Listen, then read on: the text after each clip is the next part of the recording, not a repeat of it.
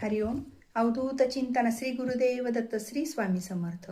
वास्तुदोष निर्माण करणाऱ्या वास्तू आजच घराबाहेर काढा. नकारात्मक शक्ती संपून टाका. मृत व्यक्तींचे कपडे घरात ठेवू नये. अशा कपडे घरात ठेवले मृत व्यक्तींचे कपडे ठेवल्याने ऊर्जा समावलेली असते. देवी देवतांच्या भग्न पावलेल्या मूर्ती म्हणजेच तुटलेल्या तडा गेलेल्या मूर्ती फोटो घरात ठेवू नये.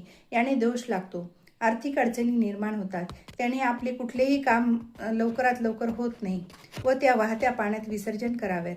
देवी देवतांना वाहिलेले फुलं निर्माल्य वेळीच विसर्जन करावे, नाहीतर घरात वास्तुदोष निर्माण होतो.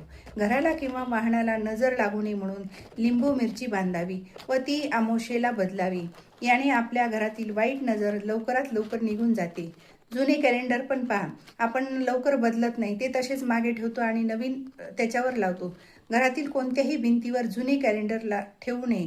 कॅलेंडर जमा करून ठेवल्याने घराला अधोगतीकडे घेऊन जाते व वर्ष संपताच ते कॅलेंडर टाकून द्यावे.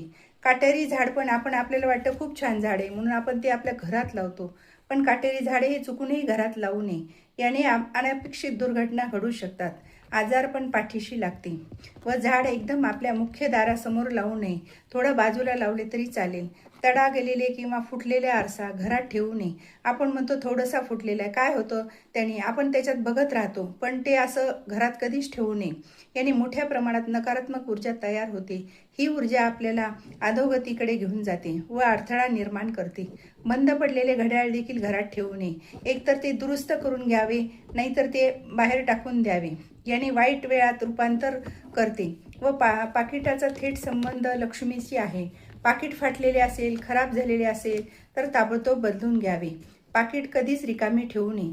त्यामध्ये थोडेफार पैसे ठेवावेच. याने लक्ष्मीचा पुरवठा सतत आपल्याकडे होत असतो. वापरात नसलेले फर्निचर देखील घरामध्ये ठेवू नये. कोणाला देऊन टाकावे, नाहीतर टाकून द्यावे.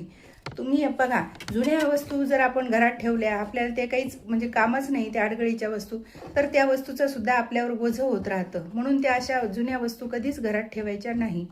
आणि माझी जर माहिती तुम्हाला आवडली असल्यास लाईक, शेअर आणि सबस्क्राईब करायला विसरू नका.